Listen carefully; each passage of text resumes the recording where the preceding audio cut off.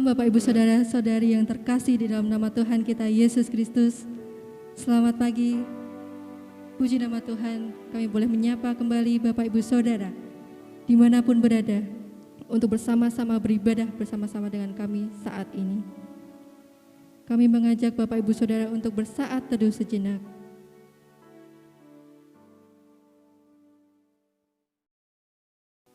Panggilan berbakti terambil dari Kitab Mazmur pasal 138 ayat 1-3. Demikianlah firman Tuhan. Dari Daud, aku hendak bersyukur kepadamu dengan segenap hatiku, di hadapan para Allah aku akan bermazmur bagimu. Aku hendak sujud ke arah bait-Mu yang kudus dan memuji nama-Mu. Oleh karena kasih-Mu dan oleh karena setia-Mu, sebab Kau buat nama-Mu dan janji-Mu melebihi segala sesuatu. Pada hari aku berseru, Engkau pun menjawab aku. Engkau menambahkan kekuatan dalam jiwaku. Amin. Mari kita bersatu dalam doa. Mengucap syukur, terima kasih Tuhan atas segala berkat-Mu yang melimpah atas kami. Terima kasih Engkau masih menyertai kami sampai detik ini, sehingga kami masih boleh melayani Engkau, masih boleh beribadah kepada Engkau Tuhan. Berkati setiap anak-anak-Mu yang mengambil bagian dalam ibadah ini Tuhan, dari MC, singer, pemain musik, multimedia, terutama untuk hamba-Mu yang menyampaikan firman-Mu Tuhan. Biarlah Engkau sendiri yang memberikan berkat bagi kami ya Tuhan, memberi hikmat bagi kami ya Tuhan Yesus. Terima kasih Bapa, terima kasih Yesus. Hanya di dalam nama-Mu kami sudah berdoa dan mengucap syukur. Haleluya. Amin. Saat ini kita akan mau memuji Tuhan, mau bersorak-sorai bagi nama-Nya, sebab kasih-Nya begitu panjang dan lebarnya, begitu tinggi dan dalamnya, besar untuk selama-lamanya. Kita akan pujikan bersama-sama pujian tiada terukur kasih-Mu.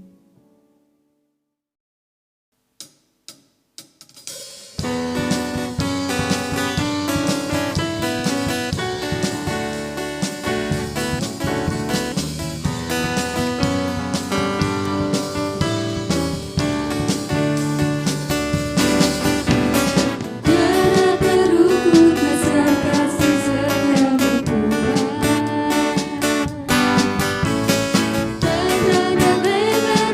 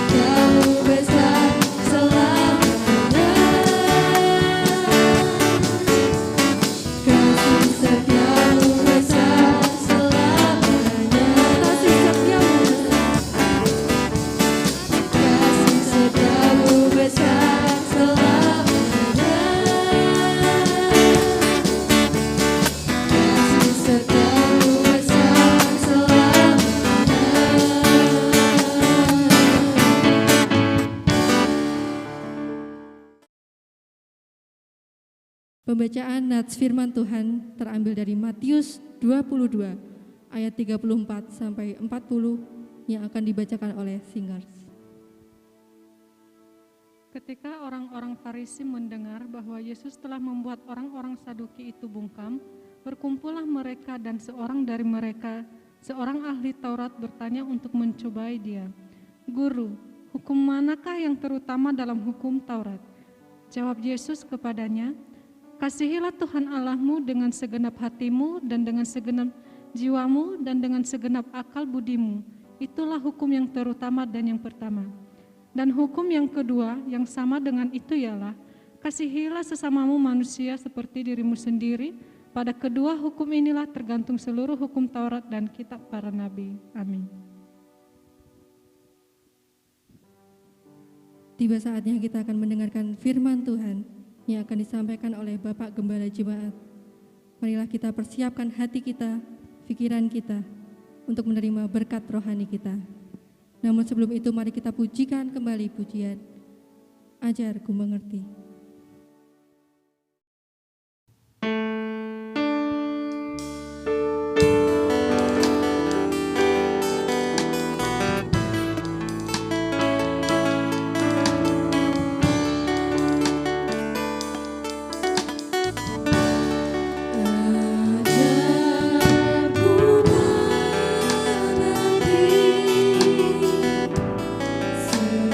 Segala rencana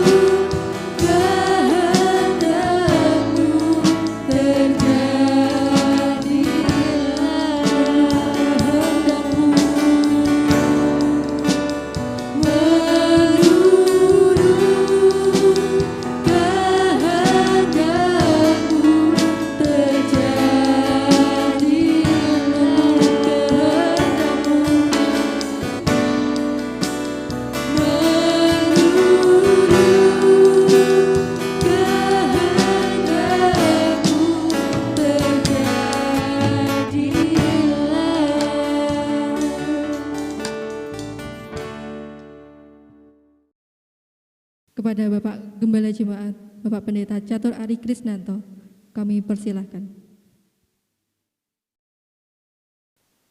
Bapak, Ibu, dan Saudara sekalian, Jemaat Gloria Kayen yang saya kasih di dalam Tuhan Yesus Kristus, selamat pagi. Kita selalu bersuka cita pada saat kita berbakti memuliakan Tuhan. Kita selalu menanti-nantikan saat kita berbakti menyembah Allah kita. Jemaat yang dikasihi Tuhan Yesus Kristus, dalam segala keadaan kita percaya Tuhan sudah memelihara kita. Bulan April yang sudah kita lewati dan sekarang kita memasuki bulan Mei di minggu yang pertama ini. Dan kita terus saling mendoakan agar kita dalam keadaan baik dan sehat. Jemaat yang dikasihi Tuhan, saatnya kita akan belajar firman Tuhan. Mari kita berdoa memohon pimpinan Tuhan. Mari kita berdoa. Bapa di surga, kami siap untuk belajar firman-Mu. Berkatilah kami dengan hikmat-Mu dan tolonglah kami oleh pimpinan Roh Kudus-Mu sehingga kami menjadi pelaku firman Tuhan. Di dalam nama Tuhan Yesus kami berdoa. Amin.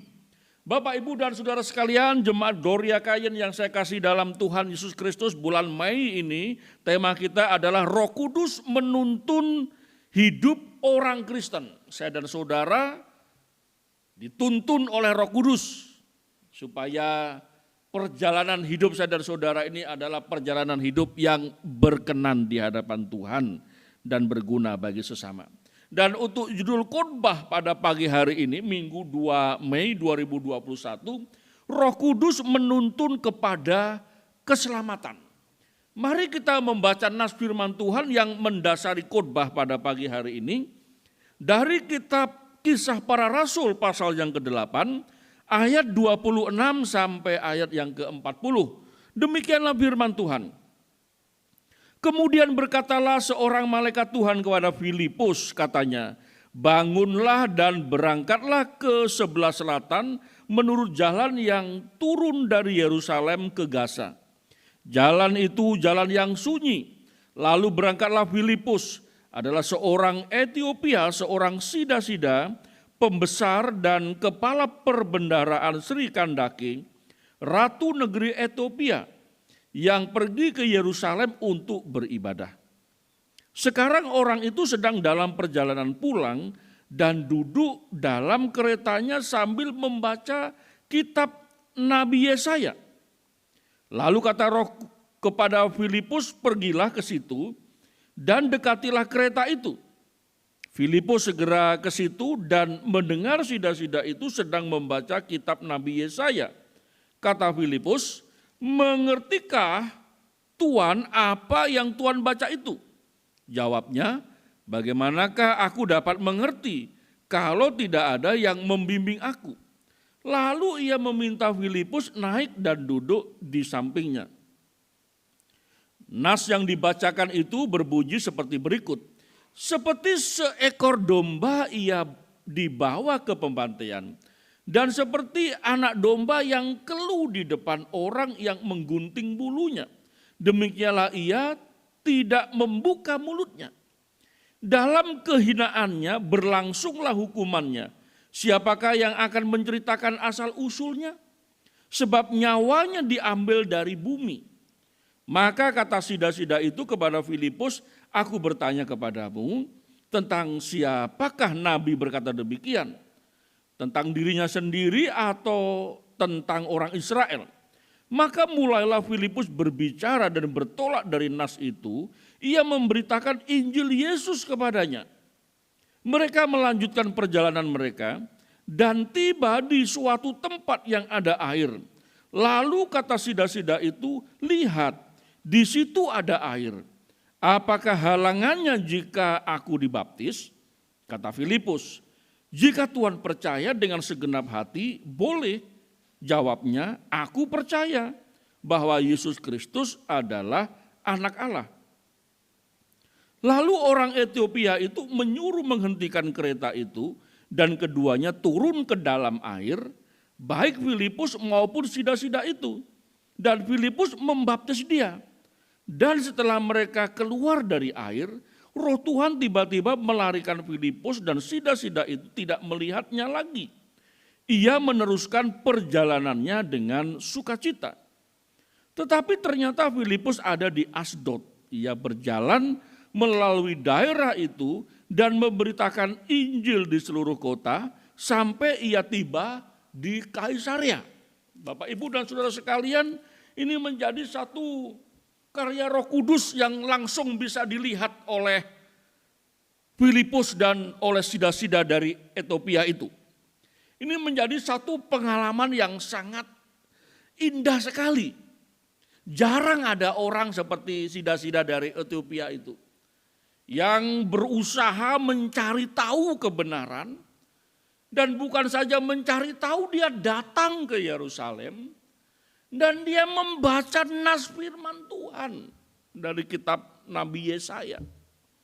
Dan keingintahuannya akan kebenaran itu, maka Tuhan membuka jalan baginya. Itulah sebabnya ada nas firman Tuhan yang berkata bahwa barang siapa yang mempunyai akan diberi, yang tidak mempunyai akan diambil. Apa yang dipunyai? Yaitu keingintahuan kita akan kebenaran. Itulah sebabnya jangan matikan keingintahuan kita akan kebenaran.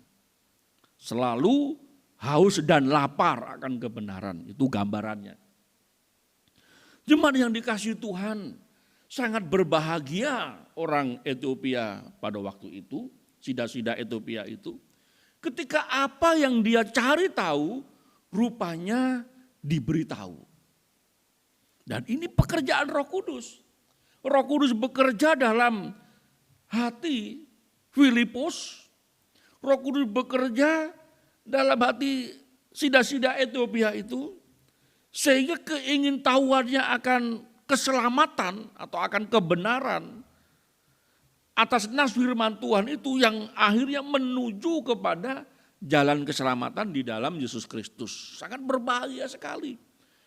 Dan bisa jadi orang Etiopia itu pulang ke negerinya dan dia menjadi saksi Kristus yang luar biasa. Karena siapa? Karena pelayanan Filipus. Seorang diaken yang sama-sama dilantik dengan Stefanus. Stefanus sudah meninggal duluan karena Stefanus menjelaskan firman Tuhan. Luar biasa, dia berkhotbah mulai dari Bapak Abraham sampai penyalipan Yesus. Nah, itu pekerjaan Roh Kudus. Roh Kudus bekerja dalam hati setiap orang percaya, sehingga orang percaya itu diberi penerangan, sehingga dia dapat menjelaskan firman-Nya, dan dari firman-Nya itulah orang menjadi tahu kebenaran. Dan berbahagialah orang yang menyambut kebenaran itu, karena itu akan menyelamatkan jiwanya. Filipus melayani sida-sida Etiopia itu. Dan Roh Kudus bekerja. Sehingga sida-sida dari Etiopia itu menunjukkan satu sukacita.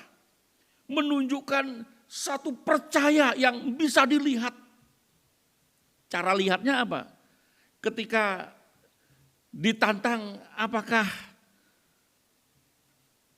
kamu percaya? Dan sida-sida itu sebelumnya mengajukan diri, di situ ada air, gimana? Saya mau dibaptis.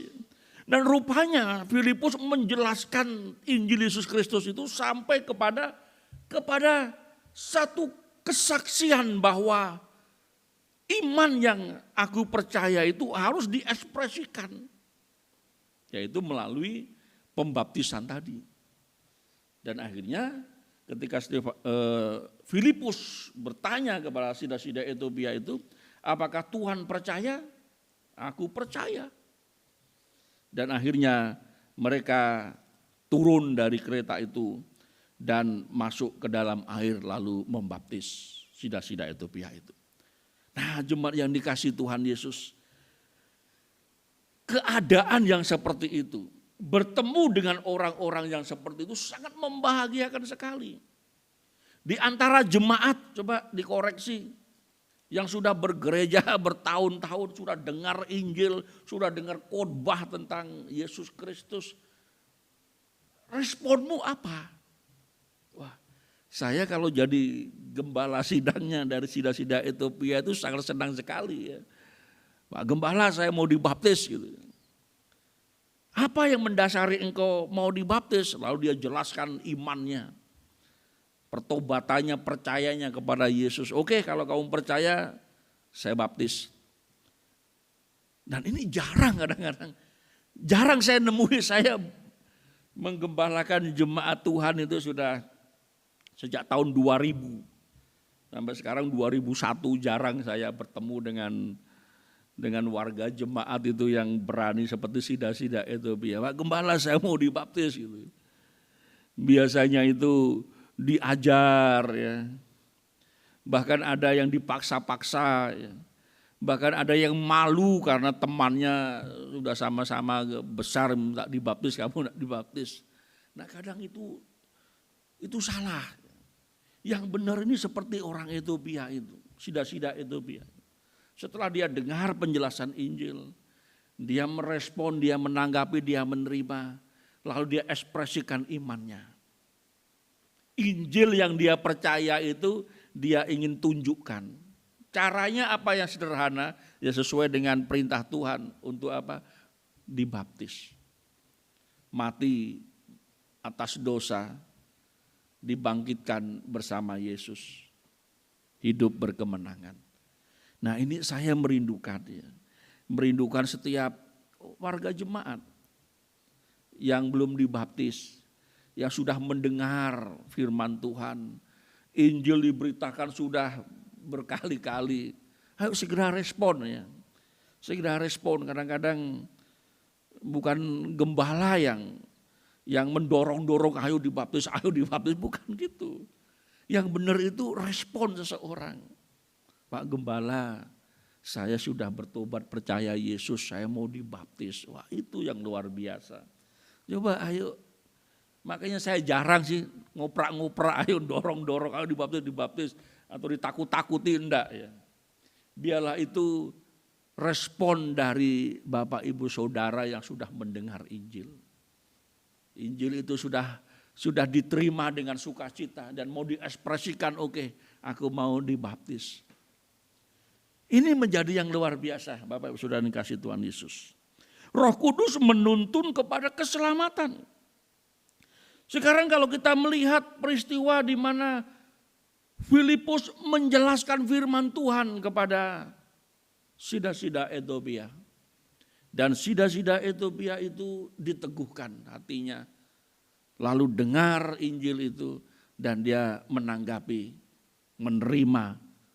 Akhirnya dia bertobat percaya Yesus. Stefanus berkhotbah mulai dari Abraham sampai penyalipan Yesus. Dengan firman Tuhan dia mau menjelaskan kebenaran. Jemaat mula-mula firman Tuhan menyaksikan bahwa orang-orang yang menerima perkataan para rasul itu mereka datang memberi diri untuk dibaptis.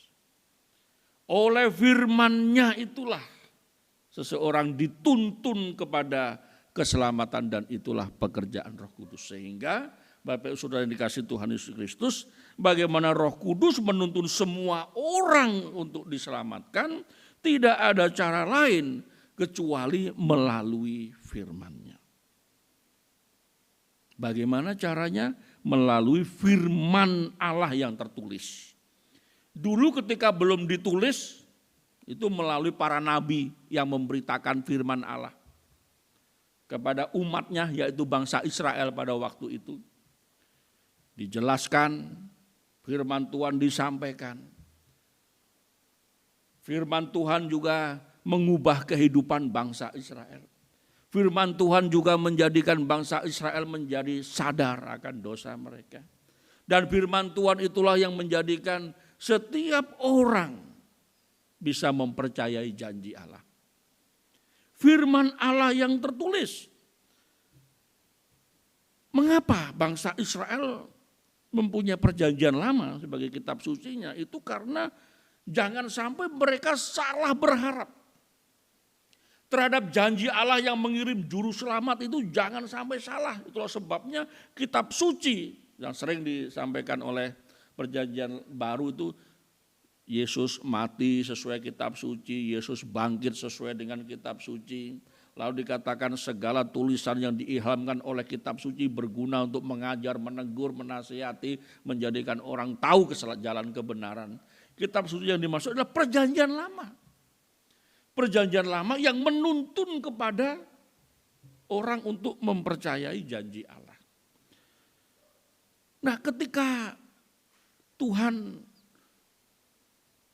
mau memakai jemaatnya, sehingga proses penulisan kitab perjanjian baru yang ditulis oleh para rasul itu, dan akhirnya di tangan kita Alkitab firman-Nya yang tertulis, mulai dari kitab Wahyu pasal 1 ayat 1, mulai kitab Kejadian pasal 1 ayat 1 sampai Wahyu pasal 22 ayat 21 adalah firman Allah yang tertulis yang menuntun saya dan saudara untuk diselamatkan, untuk hidup, membangun jemaat, membangun kehidupan di atas dasar apa? Pengajaran. Jemaat yang dibangun di atas dasar para rasul, para nabi dengan Yesus Kristus sebagai batu penjuru. Para nabi, apanya? Tulisannya, yaitu kitab perjanjian lama. Para rasul, tulisannya yaitu perjanjian baru. Dengan pusat pemberitaan Yesus Kristus sebagai Tuhan dan Juru Selamat. Jadi Roh Kudus bekerja. Roh Kudus menuntun orang. Semua orang. Tidak ada terkecuali, semua orang. Agar melalui firman Allah yang tertulis ini, orang yang cari tahu kebenaran, orang yang ingin diselamatkan akan beroleh selamat. Itulah sebabnya di ayat 27-28 lalu berangkatlah Filipus adalah seorang Etiopia, seorang sida-sida pembesar dari kepala perbendaharaan Sri Kandake Ratu negeri Etiopia yang pergi ke Yerusalem untuk beribadah. Sekarang orang itu sedang dalam perjalanan pulang dan duduk dalam keretanya sambil membaca kitab Nabi Yesaya. Jadi rupanya setelah dari Yerusalem beribadah lalu mau pulang ke negerinya sambil membaca kitab Nabi Yesaya. Dan beruntung bertemu dengan Filipus. Beruntung bertemu dengan, kalau konteks hari ini, ada orang mau mencari tahu kebenaran, beruntung ketemu jemaat Gloria Kayen. Kalau bertemu saja tanpa bisa menjelaskan, tidak beruntung gitu, orang kasihan ya. Cuma ketemu aja sih hello ya. Tapi untung ketemu jemaat yang bisa menjelaskan. Wah, ini pekerjaan Roh Kudus. Jemaat yang dikasihi Tuhan Yesus Kristus. Mengapa Roh Kudus menuntun orang kepada keselamatan melalui firman-Nya yang tertulis? Ya karena firman-Nya inilah yang menjadi alat Tuhan agar orang lain dapat mengerti kebenaran, mengerti jalan keselamatan. Memang ada banyak cerita. Orang jadi Kristen katanya setelah lihat cahaya. Cahaya apa dulu gitu. Bukankah hari ini banyak cahaya? Katanya orang jadi Kristen ketemu Yesus langsung. Siapa saksinya? Padahal kalau ketemu Yesus itu orang bisa buta loh. Saulus pada waktu itu ketemu Yesus itu. Cahaya kemuliaannya itu melebihi cahaya matahari sehingga matanya jadi buta. Hati-hati. Tuhan sudah beri alatnya yaitu Alkitab firman-Nya yang tertulis. Dan akal sehat kita. Sehingga kita bisa menyelidikinya, mencari tahu kebenarannya. Kalau tidak tahu ya cari yang lebih tahu. Ya. Bapak Ibu yang dikasihi Tuhan Yesus, setelah para nabi, para rasul dan sang Mesias itu pulang ke surga, Tuhan memakai siapa? Tuhan memakai jemaatnya. Tuhan memakai orang yang lebih tahu dulu untuk bisa menjelaskan. Harus ikut orang, ya. Ikut orang yang sudah tahu. Jadi kalau kita mau berupaya membaca dari awal sampai akhir tanpa ada orang yang menjelaskan, yang mengarahkan, membimbing, itu akan kelelahan kita. Jadi bersyukur kalau kita bertemu dengan jemaat yang dipimpin Roh Kudus, yang mengerti isi firman Tuhan dan bisa menjelaskan. Itulah sebabnya tidak ada cara lain.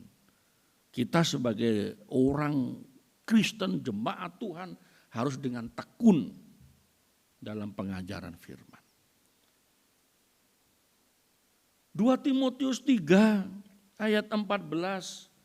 Tetapi hendaklah engkau tetap berpegang pada kebenaran yang telah engkau terima dan engkau yakini dengan selalu mengingat orang yang telah mengajarkannya kepadamu. Timotius saja ada proses yang jelas. Dia bisa tahu kebenaran, ada orang yang mengajar dia. Padahal pada waktu itu tahunnya kan masih dekat itu dengan peristiwa Yesus disalib, Yesus dikubur, Yesus bangkit, Yesus menampakkan diri, Yesus naik ke surga. Itu kan masih tahun yang dekat sekali. Itu pun Tuhan tidak memakai cara dia menampakkan diri kepada dia. Tuhan memakai siapa? Tuhan memakai Paulus, Tuhan memakai Petrus untuk mengajar dia. Tuhan memakai neneknya Lois dan ibunya Eunike, sehingga dia mempunyai iman yang tulus murni, iman yang menuju kepada, yang membawanya kepada keselamatan jiwanya. Jadi Bapak Ibu Saudara yang kasih Tuhan Yesus, ini menjadi sangat penting dalam kehidupan kita orang percaya. Tuhan memakai firman-Nya yang tertulis agar orang lain tahu jalan keselamatan. Yang di ayat 3 2 Timotius pasal 3 ayat 15. Ingatlah juga bahwa dari kecil engkau sudah mengenal kitab suci yang dapat memberi hikmat kepadamu dan menuntun engkau kepada keselamatan oleh iman kepada Yesus Kristus. Melalui apa? Roh Kudus bekerja melalui kitab suci. Sehingga dia dapat beroleh keselamatan. Dituntun kepada keselamatan oleh imanmu kepada Yesus Kristus. Dari mana dia tahu? Ya dari kitab suci. Dari pengajaran rasul. Sehingga Timotius itu akhirnya menjadi gembala di kota Efesus dan dia mengerti kitab suci. Dia diselamatkan. Dan dia akhirnya menjadi gembala. Dan pada saat dia menjadi gembala, dia berkhotbah, dia mengajar. Dengan apa dia mengajar? Ya dengan kitab suci. Bahkan diperingati oleh Rasul Paulus, jangan sampai engkau memuaskan telinga jemaatmu dengan menggunakan cerita dongeng, cerita isapan jempol, cerita nenek tua. Jangan, itu bukan firman Tuhan. Bukan dari Roh Kudus. Dari Roh Kudus itu selalu berkaitan dengan firman Tuhan. Bapak Ibu Saudara yang kasih Tuhan Yesus. Jangan lagi kita mempercayai cerita-cerita atau kesaksian-kesaksian yang seolah-olah mendasarkan dari firman Tuhan, tapi itu bukan. Hanya imajinasinya saja.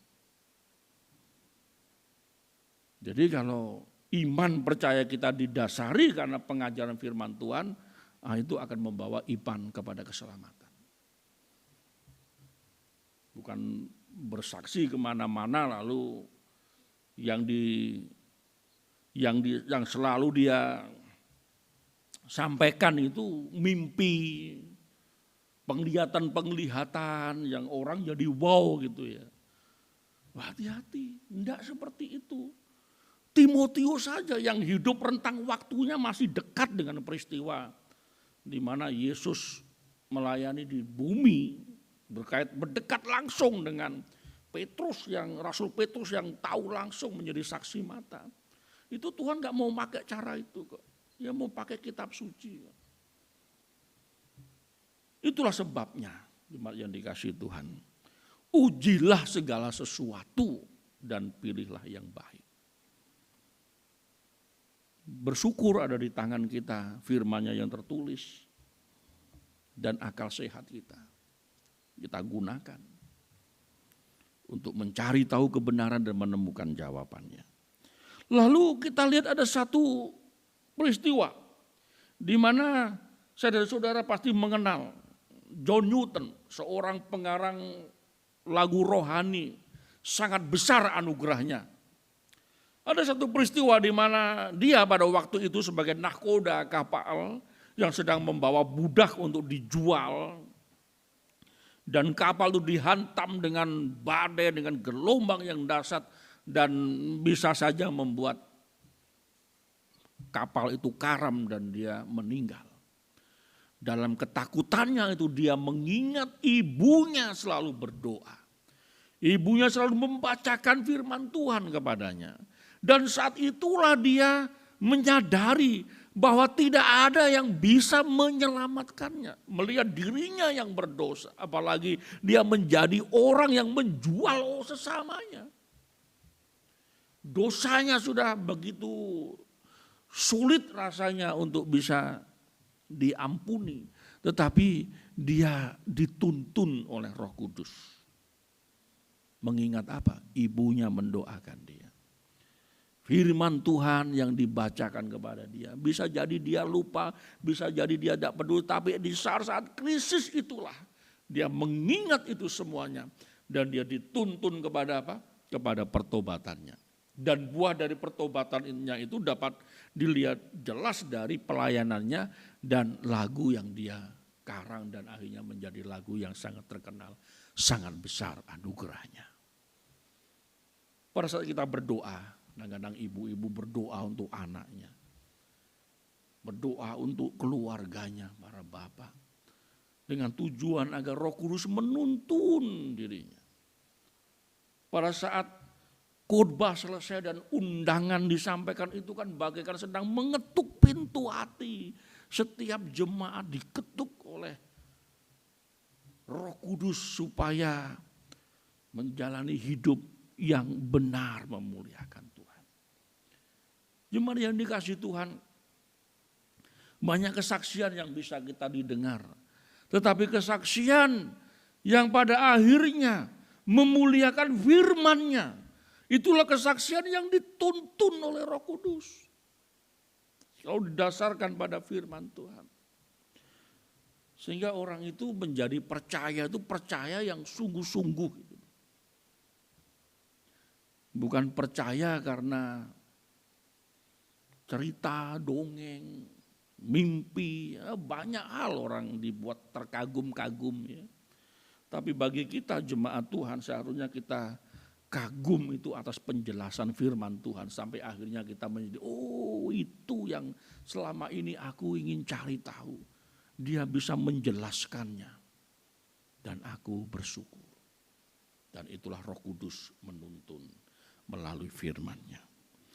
Yang kedua Bapak Ibu Saudara yang kasih Tuhan Yesus, hasil dari penjelasan firman Tuhan itu harus membawa kepada sikap hati, yaitu bertobat dan percaya. Sikap hati, bertobat dan percaya, komposisi iman. Ya. Iman yang di dalamnya komposisinya harus tepat, bertobat dan percaya Yesus. Bertobat dari apa? Dari dosa. Bagaimana orang bisa bertobat? Ya karena diberitahukan firman Tuhan. Dihadapkan pada hukum sehingga orang tahu dosa pelanggarannya.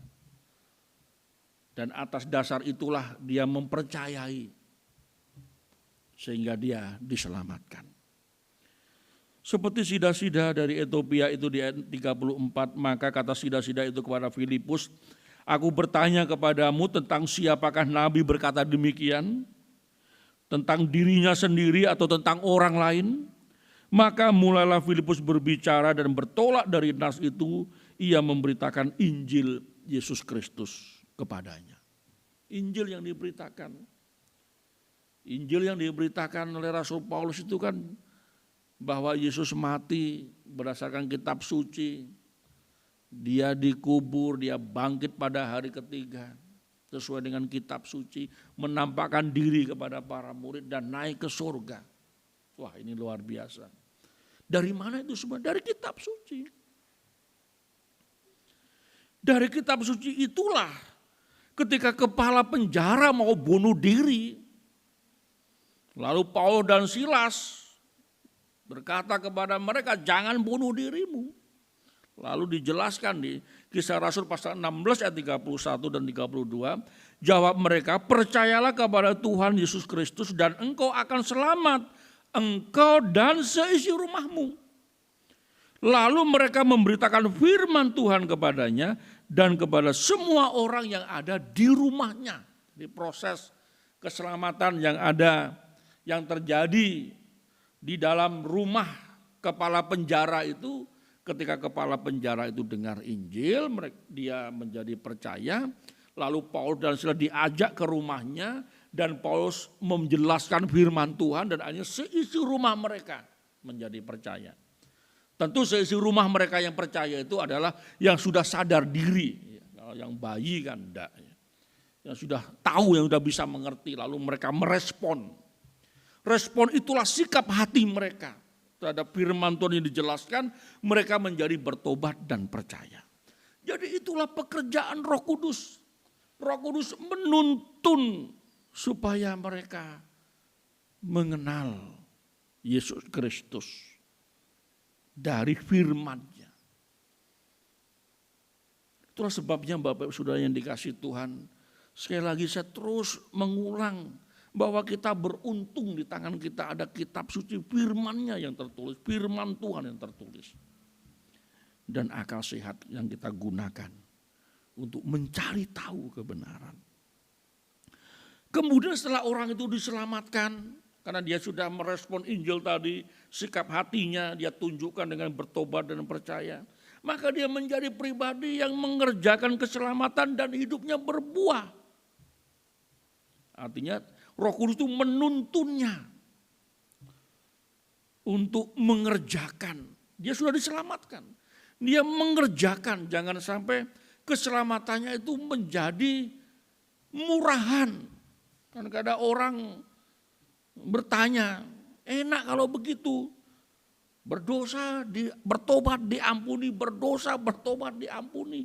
Kok enak banget? Bukan seperti itu. Ketika orang sadar akan dosanya dan dia bertobat, itu menjadi satu komitmen dia bahwa dia tidak mau lagi mengulang hidupnya yang berdosa itu. Sehingga firman Tuhan berkata sekali-kali tidak. Berkaitan dengan apa? Berkaitan dengan orang yang selalu mengulang-ulang terus. Karena dia percaya, oh nanti kan diampuni, itu menjadikan keselamatan itu murahan. Tidak seperti itu. Orang yang diselamatkan itu akan mengerjakan keselamatannya. Jangan sampai dia itu mempermalukan nama Tuhan. Dia mengerjakan hidupnya itu dengan sebaik-baiknya. Dan hidup berbuah. Filipi pasal 1 ayat 27. Hanya hendaklah hidupmu berpadanan dengan Injil Kristus, supaya apabila aku datang aku melihat dan apabila aku tidak datang aku mendengar bahwa kamu teguh berdiri dalam satu roh dan sehati sejiwa berjuang untuk iman yang timbul dari berita Injil. Dengan tiada digentarkan sedikit pun oleh lawanmu, bagi mereka semuanya itu adalah tanda kebinasaan. Tetapi bagi kamu tanda keselamatan dan itu datangnya dari Allah. Seseorang yang sudah diselamatkan Tuhan, dia akan menggunakan hidupnya sebaik-baiknya. Dia akan menjaga hidupnya agar jangan sampai mempermalukan nama Tuhan yang sudah menyelamatkan dirinya. Itulah sebabnya kita menyaksikan ada orang-orang yang dengan setia melayani Tuhan. Ada orang-orang yang mempersembahkan hidupnya untuk melayani Tuhan. Ada orang-orang yang hidupnya berbuah sangat luar biasa. Menjadi orang-orang yang terkenal kesaksiannya. Baik, berguna, jadi berkat. Dimanapun dia berada, kehadirannya menjadi berkat. Jangan sebaliknya. Jangan sebaliknya kita membuat malu nama Tuhan. Tidak sungguh-sungguh, tidak serius. Padahal dia sudah diselamatkan. Seharusnya orang yang diselamatkan itu selalu ingin hidupnya berbuah seperti Rasul Paulus. Bagiku hidup adalah Kristus dan mati keuntungan. Lalu dia dialog, kalau begitu lebih baik aku segera bertemu dengan Yesus. Sangat bahagia. Tetapi aku harus tinggal di bumi ini. Karena pekerjaan Tuhan masih banyak yang harus dikerjakan. Untuk itu aku harus memberi buah.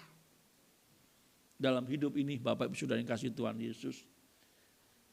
Apa buah hidupmu setelah pertobatanmu? Setelah pertobatan itu seseorang akan memberi buah. Itu alamiahnya seperti itu. Jadi kalau ada orang yang setelah pertobatannya menurut dia, lalu tidak ada buahnya itu ya ada tanda tanya sebenarnya. Dia sudah bertobat atau belum. Kadang-kadang untuk mendiagnosanya itu seperti itu. Tidak usah terlalu berkepanjangan, hanya ada dua. Kalau bertobat itu maka akan proses pertumbuhannya, berbuahnya itu akan terlihat. Tapi kalau belum pernah mengalami pertobatan tidak jadi. Tidak ada buah pelayanannya. Jadi kalau kita menyaksikan yang terkadang kita dibuat menjadi terkagum-kagum misalkan ya dengan pengkhotbah dengan semua pelayan-pelayan ya yang senamakan pelayanan, tetapi tidak ada buah dari pertobatannya. Bisa jadi dia belum bertobat. Ya itulah Bapak Ibu dikasih Tuhan Yesus Kristus, kita harus mengerjakan keselamatan dan hidup yang berbuah. Dan yang terakhir Roh Kudus menuntun orang yang sudah diselamatkan tadi, akhirnya dia menjadi setia sampai mati. Dan tetap memelihara iman. Rasul Paulus menjadi bukti yang nyata. Pertobatannya itu membawa kepada dia hidup berbuah, hidup memuliakan Tuhan, hidup berguna bagi jemaat dan sampai pada akhirnya dia sampai kepada garis akhir dan dia saksikan di 2 Timotius pasal 4 ayat 7 dan 8, aku telah mengakhiri pertandingan yang baik. Aku telah mencapai garis akhir dan aku telah memelihara iman. Sekarang telah tersedia bagiku mahkota kebenaran yang akan dikaruniakan kepadaku oleh Tuhan, Hakim yang adil pada harinya. Tetapi bukan hanya kepadaku, melainkan juga kepada semua orang yang merindukan kedatangannya. Akhirnya kita menjadi tahu kepada semua orang juga. Dan itulah Roh Kudus menuntun saya dan saudara. Rasul Paulus sudah membuktikan. Dia jelaskan bagaimana penderitaannya, bagaimana kesusahannya, bagaimana dia dipenjarakan karena dia memberitakan Injil. Bagaimana dia harus selalu dihadapkan pada kematian hari demi hari. Tetapi itu semuanya tidak meredupkan kesetiaannya. Tetapi dia semakin menunjukkan akhirnya dia setia sampai garis akhir. Dan yang menjadi kesaksiannya, dia tetap memelihara iman. Bapak Ibu Saudara yang dikasihi Tuhan Yesus Kristus, apakah sekarang Bapak Ibu Saudara dalam kondisi sedang ada satu dialog kebatinan? Ada satu pergumulan hidup. Ya saudara mempertimbangkan banyak hal. Apakah Yesus yang aku percaya ini adalah Yesus yang akan menuntun kepada kehidupan hingga setia sampai akhir. Saudara segera putuskan bahwa aku harus setia sampai akhir. Terkadang ada pergumulan yang besar. Ada beban hidup yang besar. Sehingga menimbulkan iman sudah mulai ragu. Iman sudah mulai gemetaran. Apakah aku harus sampai akhir? Ataukah aku harus bergeser iman? Saudaraku yang dikasihi Tuhan. Ada seorang yang ditangkap pada saat zaman Kekaisaran Roma. Ketika dia ditanya, ketika dia dihadapkan pada satu pertanyaan, engkau mau menyembah kaisar atau mau tetap percaya Yesus? Orang itu segera menjawab, sudah 80 tahun Yesus tidak pernah mengecewakanku. Masakan hanya karena ini aku mau menyangkali dia. Dan akhirnya dia dibunuh. Tetapi imannya tetap di dalam Yesus. Cuman yang dikasihi Tuhan Yesus Kristus, setelah kita mendengarkan kebenaran ini, maukah saya dan saudara, untuk keselamatan jiwaku, aku mau percaya bahwa Roh Kudus yang akan menuntun langkah hidupku untuk tetap tinggal dalam anugerah keselamatannya. Berdasarkan firman-Nya yang tertulis, aku mau hidup di dalamnya, aku mau mentaati di dalamnya. Karena itulah Roh Kudus yang menuntun saya dan saudara. Mulai dari diselamatkan sampai kepada Tuhan memanggil kita. Dan kita tetap setia. Memelihara iman. Maukah Bapak Ibu Saudara seperti itu? Maukah Bapak Ibu Saudara berkomitmen? Tetap setia dan memelihara iman. Tuhan memberkati. Mari kita berdoa. Bapa di surga, firman-Mu sudah kami dengarkan. Melalui penjelasan firman-Mu inilah kami diteguhkan bahwa oleh tuntunan Roh Kudus kami sudah diselamatkan melalui penjelasan firman yang sudah kami dengarkan. Untuk itu tolonglah kami untuk tetap setia dan memelihara iman kami. Terpujilah nama-Mu Bapa. Firman-Mu yang sudah kami dengarkan menjadi berkat rohani bagi kami. Di dalam nama Tuhan Yesus kami berdoa. Amin. Demikianlah firman Tuhan yang telah kita dengar bersama-sama. Kiranya firman ini dapat menjadi berkat bagi kita sekalian. Amin. Kita akan merespon firman Tuhan dengan pujian Roh Kudus hadir di sini.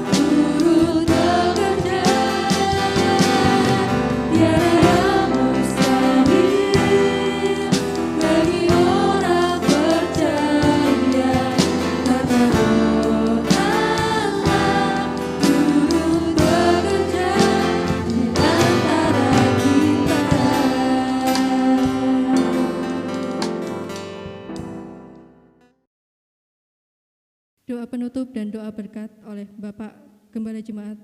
Kami persilahkan. Bapak, Ibu, dan Saudara sekalian, Jemaat Gloria Kayen yang saya kasih di dalam Tuhan Yesus Kristus, rangkaian kebaktian kita sudah selesai. Sebelum kita menutup dalam doa, laporan keuangan dari Bendahara Gereja. Gereja mengucapkan terima kasih kepada Bapak Ibu Saudara sekalian atas kesetiaannya dalam memberikan persembahan dan persepuluhan. Kiranya Tuhan memberkati kita semua. Bapak, Ibu, dan Saudara sekalian, Jemaat Gloria Kayen, mari kita menutup kebaktian ini dengan berdoa. Mari kita berdoa. Bapa di surga, kami bersyukur Engkau memberkati kami sepanjang bulan April, sehingga kami semuanya dapat menjalani kehidupan ini dengan baik, dalam kondisi sehat. Kami bersyukur atas berkat-Mu. Kesetiaan jemaat-Mu dalam memberikan persembahan dan persepuluhan, kiranya itu menjadi sukacita kami ketika kami memberikan yang terbaik bagi pekerjaan Tuhan. Dan kami percaya Engkau menyertai kami dengan berkat berkelimpahan. Di minggu pertama ini ya Bapa, kami memulainya untuk memuliakan Engkau. Dan kami percaya Engkau akan menuntun langkah kami sepanjang bulan Mei ini. Bapa, rangkaian kebaktian kami sudah selesai dan kami akan berpisah satu dengan yang lainnya. Kami memohon Engkau memberkati seluruh keluarga di dalam jemaat-Mu. Tolonglah kami dalam usaha dan pekerjaan, Tuhan memberkati. Lindungilah kami dari segala mara bahaya, dari sakit penyakit, dan bahkan dari terpapar virus corona. Lindungilah kami jemaat-Mu. Dan kami siap sedia untuk menjalani kehidupan ini dengan satu kerinduan bahwa kami menyenangkan hati Tuhan, memuliakan Tuhan, menjadi berguna bagi sesama kami. Bapa, kami mohon kiranya berkat yang bersumber dari Allah Bapa di surga menyertai kami. Kasih setia Tuhan Yesus Kristus memberkati hidup kami, dan persekutuan di dalam Roh Kudus menuntun langkah hidup kami, sehingga kami menjadi saksi yang cemerlang di tengah-tengah masyarakat. Terpujilah nama-Mu Bapa. Kami mengakhiri kebaktian ini dengan penuh ucapan syukur. Di dalam nama Tuhan Yesus kami berdoa. Amin.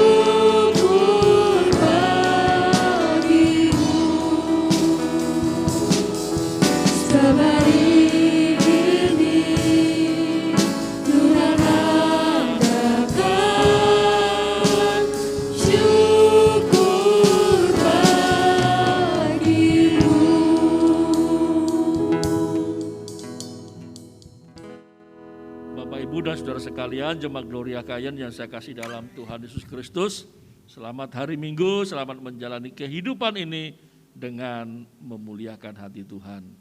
Salam Maranatha.